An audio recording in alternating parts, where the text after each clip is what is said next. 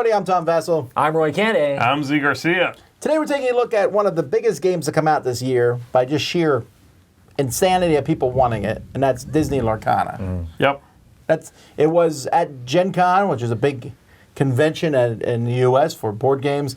It was easily the most anticipated thing there, with lines starting 14 hours before. It was huge. Yeah, so this is a collectible card game or a trading card game that Ravensburger, who has never done one of these before, has put out. There's a lot to go into this. We could talk about this stuff for hours, but we're just talking about it because on our channel, people play board games. Right. So you can buy starter decks of this, and you can play a couple starter decks. You can buy boosters at them. Right. But we're talking about it from that perspective. We're not deep collectible card games, although you've played more than... Played several different... I mean, Zee's played a ton of collectible cards. We've all played a lot. Well, you play more competitively than I have. I just have messed with a bunch of them. Yeah, but it's sort of not a deep dive into the game and the state of the game or anything like that. We're taking a look at it right now. Some starters, a little deck construction. I'm going to be giving you an overview of how the game works. And in fact, those decks were a little, tweaked.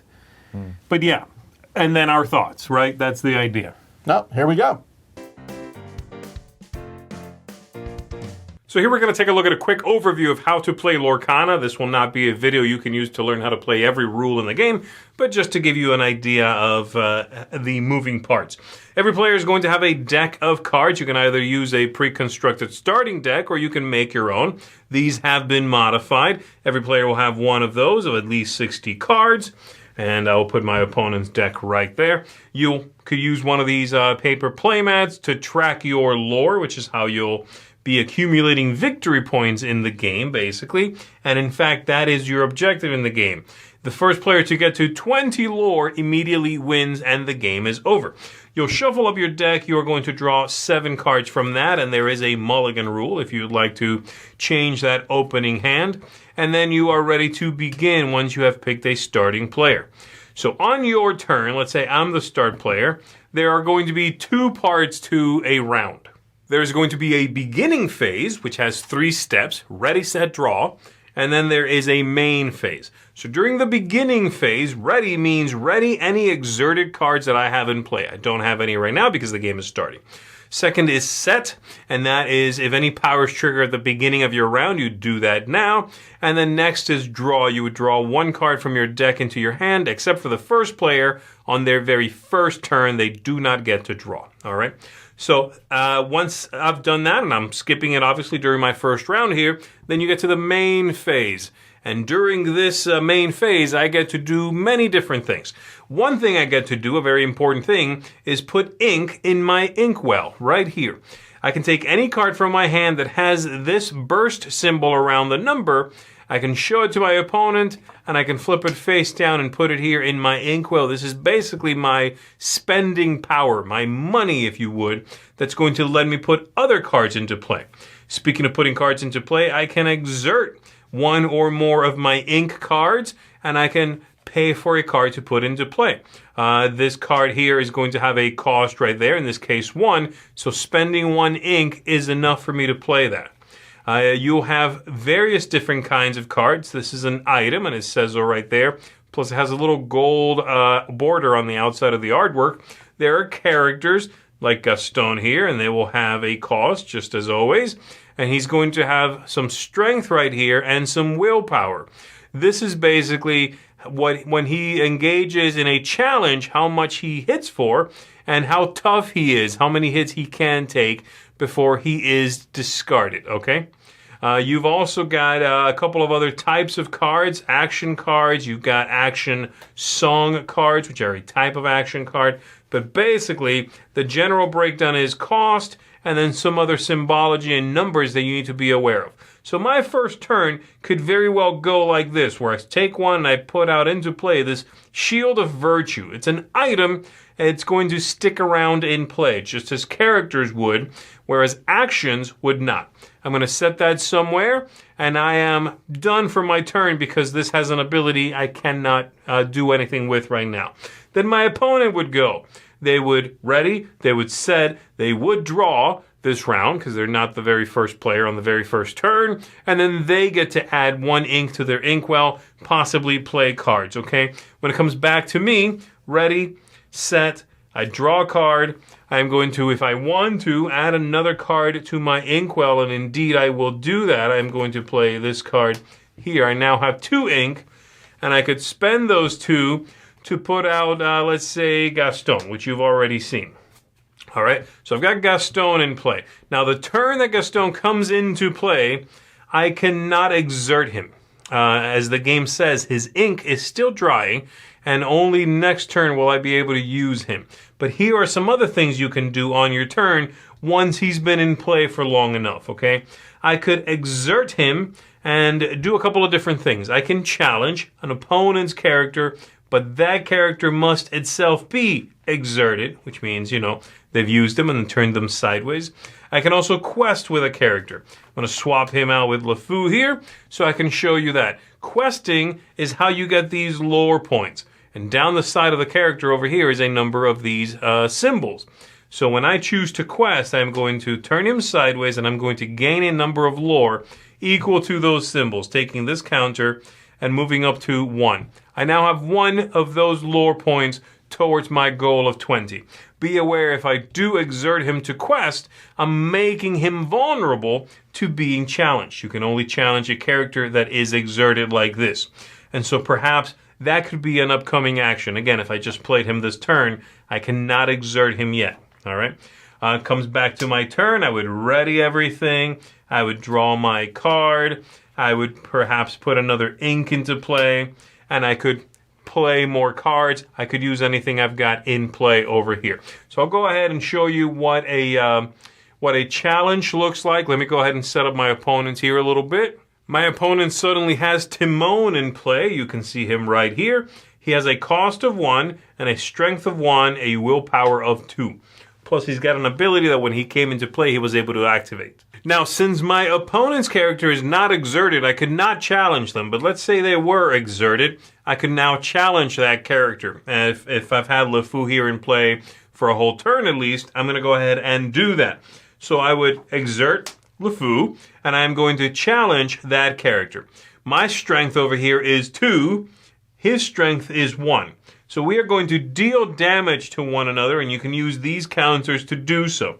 So I would take 1, and I would give 2. Then we are going to check the secondary number there, the willpower. And if any character has the same as that number or more, they are going to be discarded, okay? And so my opponent would banish this character here, and I would stick around with 1 damage, meaning I can only take 1 more, really.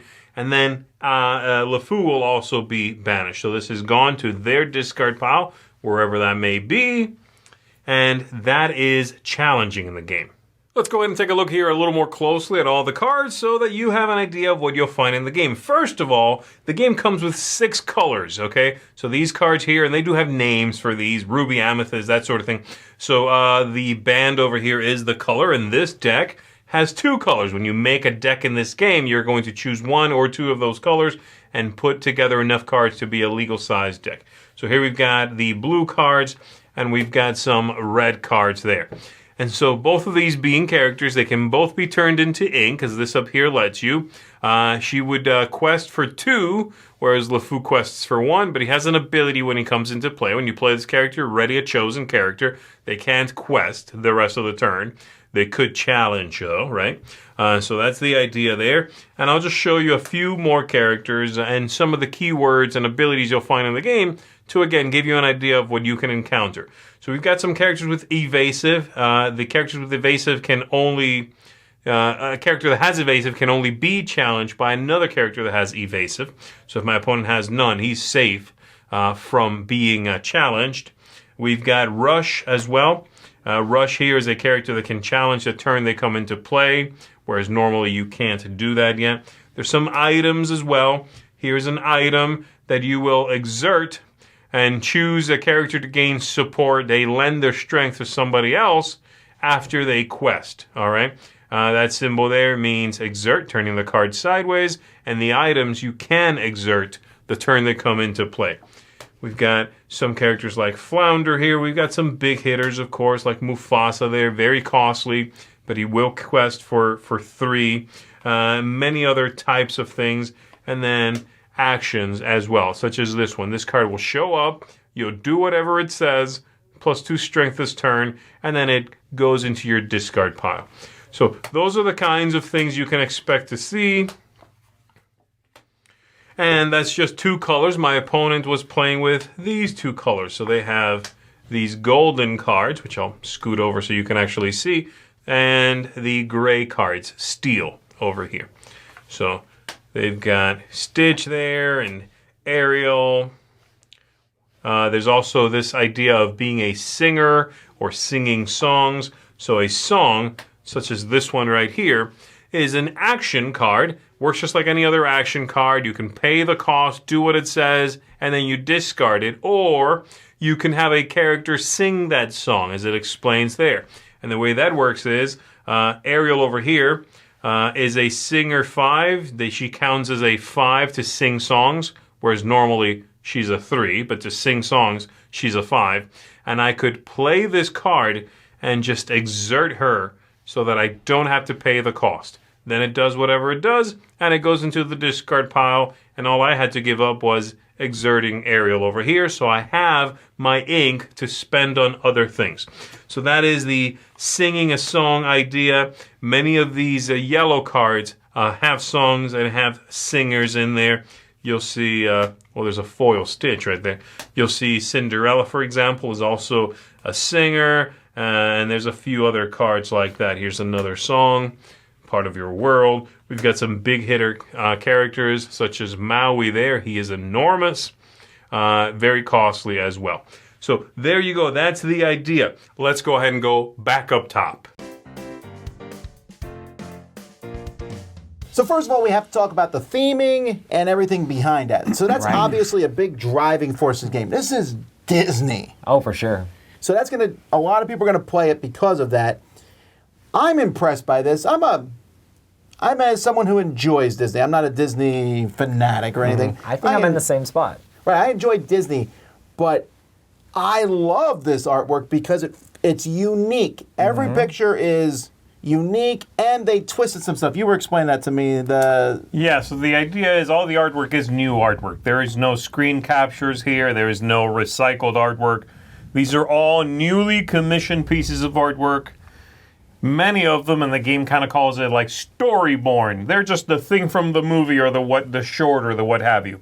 Then there are a couple of other Floodborn and sort of Dreamborn. Yeah. And they're twisted versions of the things you know. It might be a Tinkerbell that is a giant. Right. It might be a Stitch who is a rock star. Might be a Maleficent that's like doing something nice instead of something like evil. It's something that character wouldn't normally do. Or Scar normally be made like. out of lava. That's crazy stuff. That's actually one of my favorite pieces of art, I think, in the game. Yeah. I think the art is fantastic. Like, they definitely blew it away with that aspect of the game. And I feel like that part is going to draw a lot of people just to the cards in general. Like, people might want this card just because the art looks cool instead of like necessarily the ability of the card. I think the collecting right there is already a lot better than a lot of collecting for a lot of other games. You are collecting pieces of Disney artwork. People do that anyway. Right, yeah. I think some people will collect the game for the pictures. That's what I'm saying. I think so. I think so too. Now, the game itself is not particularly hard to get. Like I said, you can buy there's 3 different starter decks, 6 colors. And happily, this game makes it, as far as I can tell, one of the easiest deck building systems there is. And they're extremely loose with the deck building. I kept going back and being like, how's this work? How's it work? It's like, it felt almost too loose, because you can have 4 copies of a character in there, but you can also have 4 copies of that same character with a different title in there. So you can spam a lot of the same characters. What I'm saying is, a ton of stuff. It's just the 2 colors mixed together. Right, I can say, here's 2 colors. Put whatever you want in. I'm like, all right. Are these 2 allowed? Yes. Can I do 50 blue and 10 yellow? Yes. And I mean, I guess technically, if you want to do well with the deck, you have to pay attention to what do you call it, the inkwell curve? Is that what we're going to call it? I guess the inkwell curve is right, yeah. Sure, but the starter decks themselves, when we played them, they were fine. I felt like the game was almost doubly enjoyable for me when we build our decks. If only sure. because there's a lot of characters in the starter decks that are just, they don't have any special abilities or anything, and that's fine. It makes it easier to play. I mean, for me, I noticed that there is at least a decent amount of strategy even in those starter decks that that the game comes with. Because like, there's some combos you can see with the different stuff, and a decent amount of the characters have text. There are, of course, characters that are just like, oh, they have their stats, and then they have how much lore they produce. But there are stuff that's like, oh, well, I could see how you could combo this together, combo that together. I found it interesting because I thought that like this game was going to be extremely like geared towards like kids or towards people who are really big into Disney. And I found as a gamer or a person who's played a ton of CCGs that there was a lot of depth there. I think they're good starters. The starters get big thumbs up from me. They are a solid jumping on point that are not going to be, again, quote unquote, competitive against a deck you build yourself, that you min max and try to get exactly what you want out of that deck. It makes it easier to play, but they feel well put together. I agree. It is not like back in the day when buying a starter deck was, here's 50 kind of random cards. And or they're what mostly have all you. common, you know. Yeah, it's like, here's a bunch of garbage. Just go buy more packs. We don't care what we give you in the starter. This doesn't feel like that. Right. These are 3 solid starters. They're ready to go. You can go get those and play that for as long as you want to. I would say if you were going to compare this to Magic, which I'm sure a ton of people are, like these decks don't feel like intro packs. Like intro packs in Magic have a lot of like extremely basic stuff in it and a lot of like commons and barely any repeats. These felt like actually solid decks that felt more akin to like the dual decks that you would find, where it's actually had some decent special abilities on things here and there. But I'm sure once you build into the stuff and get more of the rares, then stuff gets even more complex from there. Where would you put the complexity of this? So, like, I mean, is it more complex than Pokemon? I definitely think that it's more complex than Pokemon, at least like basic Pokemon stuff. I think so. Yeah, because Roy mentioned Magic the Gathering, which is the biggest of these. A lot of people haven't played these. I think this is geared more towards maybe a Pokemon crowd. I could see parents buying this for kids. And one big thing it takes away, this game lets you attack each other, but that's not the focal point of the game. Right. Although I would argue that getting 20, what is it? Lore. 20 lore is the same as hitting my opponent 20 times. Yes. I mean, it's just a semantical difference. Yes, I'm going to get 2 lore with this character. That's the same as me going, I hit you for 2. Yep. Except in this, like, there's not characters blocking your way most of the time. You can always kind of quest unless some character stops you from questing. So it's like, it's really easy to, it's hard for you to stop your opponent from getting lore if you need to. So it's kind of an interesting dynamic. It makes the game slightly different than other games like that. It does. I mean, the game is not the most innovative game in this realm that I've seen. It's sort of, again, it borrows a lot from a little bit from a lot of different games, many of them which aren't around anymore, so whatever. But I do like this system, this idea of you can go on a quest, you can get some lore, but you exert yourself and are therefore vulnerable to being challenged. Yes. I think that's a solid idea. There's a lot of cards in the game that let you ready a character and they can't quest anymore this turn, which is a great way to quest, do such a thing, ready up and you can no longer attack me, I'm not exerted. I really like that. And again, the combos are there if you look for them. Sure. The set has 204 cards, not a very large opening set, honestly. That's smaller than I thought it would be. That is fairly small of a set. A couple of issues I have with the system as of right now, and again, this is the first chapter, right? The breadth and scope of this game can only be, we can only look at that as to what we've got right now. I'm not sure I have a feel for what each of the 6 colors do. Right. I'm like, okay, I don't know, blue, and they have fancy names for them all. I'm not sure. Every now and then I'm like, oh, is that the card drawing color? But then I go and I look at the other cards. I'm like, oh, no, there's a few over here. Right, yeah. So I'm not sure I get what the identity of each color is yet. I'm starting to get a little sense of it, but you're right. It's subtle. we'll As of need right more now, it's sets. very subtle. And it's interesting that you have characters from one, this is the character in this color, and then you have the same character in another color as well. So it's kind of like interesting how you have those dynamics of like the same characters showing up in different colors also. Yeah, so there's that. That's a little iffy for me. And then the only other thing, again, semantics a little bit, is It seems kind of weird that in a Disney game in which I'm an Imagineer, Illumineer, and I'm creating these glimmers with my magical ink and what have you, that we still couldn't find mechanical ways in which it doesn't evolve to, like, I'm attacking you. That feels a little bit of a letdown, like a bit of a letdown to me. I love questing for lore. I love painting magical imaginations of what... We're still attacking each other. At the end of the day, I still have to go, like, I hit you for 3.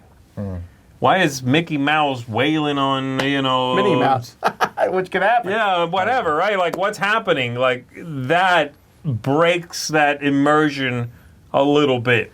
It really just comes down to feeling like this is a CCG. Yeah. But we're following the mold of what CCGs do. And I wish they would have found a way to not have these characters fight. That I don't know, that seems a little weird. Yeah. The system, you said it takes a lot of other things. People are going to compare it to Keyforge. Right. Keyforge Because quite a that's bit, similar yes. to the questing and getting the lore. And obviously, the 2 stats on the characters. Right. A little bit like Magic the Gathering or Hearthstone with For the sure. ink and all that. The only thing I see that I thought was new, and maybe you guys would know something that does it, are the songs. So Yeah. song is basically an enchantment of other games. A song is a card you can play, but you can play it for free if you use a character to do so. And I think, I want to mention that because I thought that was a little unique, but I also think if there's one thing I think the game does really well, and it brings the theme in. The Yeah. theme is there. You see the song, you sing the song. You see this character, he kind of does what you think that character, what that character might do. I agree. And because everybody, like when Magic the Gathering and I play that and they're like, look at that, oh, you should know the backstory. I don't know the backstory. I know the backstory of everyone in here almost. Right. I know these characters. And almost everyone I play against knows these characters. And that's a huge bonus to this set. Yes. It's cool that they have those thematic bits like, oh, human Ariel can't sing songs. Just like, it's like, well, that ability doesn't really affect you that much, but it's thematic, because it's like, oh, There's a Ariel lost her lot. voice, that sort of thing. Yeah, there's a lot of that. They did a good job. I agree with you, Tom, of putting those little nuggets of... It's almost like a wink to the story, a wink to the... I'm almost surprised how many times they duplicated the same characters, though. Like, you have tons of Mickey Mouses and tons of Maleficents They do. and tons of stuff. I think it's because they cool. want Mickey Mouse and they have a gigantic well of Yeah, that's characters, what but it's- they're going to... I'm going to want a specific character, and I Right. might be bummed if I'm like, I wanted to build a blue deck, but there's no Mickey. Well, there is Mickey. And maybe their goal in the set was to be like, we're going to have this character and then have these versions of that character. And have this character and have these, like you said, like the Dreamborn version and this Born version and that. So you end up seeing those a lot, and maybe the next set will be completely different characters with that sort of kind of model. And maybe that's the model they were going for. Right. But you do end up saying like, oh man, I have like a deck like with 8 Maleficents in it, that sort of thing. Well, from what I understand, set 2, of which I've heard the designer speak a little bit, will focus much more on the Floodborn, I think is what they call them. And those are characters that this world of Lorcana has created. It's not you, those are Dreamborn, you the player. Floodborn are like the really crazy, like Lava Scar and Interesting. Rockstar Stitch or what have you. Nice.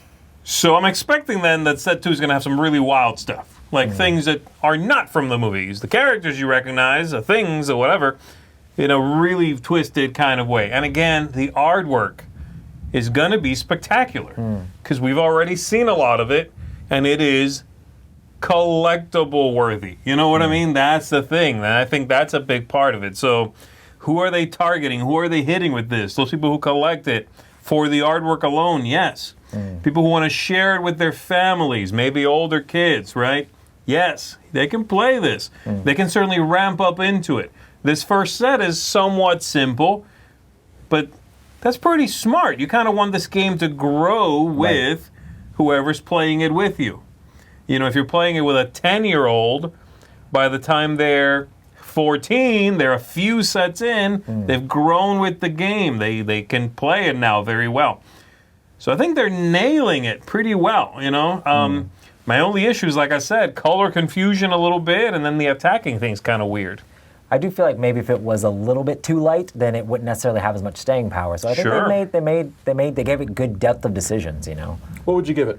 I think for me, I mean, I enjoy the game. I went into this game thinking this would be something for my kids and my fiance to play, and just because of the depth in the game, I'm like, oh, this is geared more towards me, which is kind of interesting, because like I feel like there's meaningful decisions all throughout the game. I'm not as huge of a Disney fan overall. I love Disney, I love going to stuff, but like I'm not like ravenous. I mean, it's hard to even compare yourself to other Disney fans out there. Sure, I give yeah, this a 7.5 for me. I think it's a good game. I think it's fun to play. I think it's solid. I think it works. But at the end of the day, it's still a collectible card game that it's going to be hard for me to justify like getting super into. But I do think if you like the theme and you do like collectible card games, this is a win for you 100%. So, but that's my thoughts. Yeah, I'm going to give it an 8. I like it. I like it a lot, actually. And one of the things I do like is if you want to play it as a collectible card game. So let's say you buy a couple starter decks, and I'll buy 10 boosters. Every card in those boosters, at least as of now, right now, I can throw in my decks. I don't go, well, this one doesn't work. It probably will. I can stick it in my deck. And when you play a deck, so you have a 60-card deck, you're only playing with a few cards. The games aren't long. They're not. It's a fairly quick game. And you can rush. You can bull rush the end of the game. You just start questing a lot. I mean, your opponent might start attacking your people, but you can put out more. It does lead to some, well, I shouldn't say some. Almost every game of this I played, I'm often down to one card, and I'm just playing the next card off the top of my deck. I get that card draw. There's a lot of deck building that's built into this that's could be as important as the gameplay. But just as a casual game, I'm enjoying it. I don't know that I need to. I'm not feeling the addiction here of buying more cards. I'll buy the more starter decks. I'll look at the new sets. We'll get cards and stuff.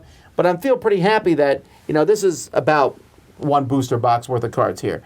And I just took these when I built a deck, and I was like, and I put a little bit of thought into it. And when I played the deck, I was happy.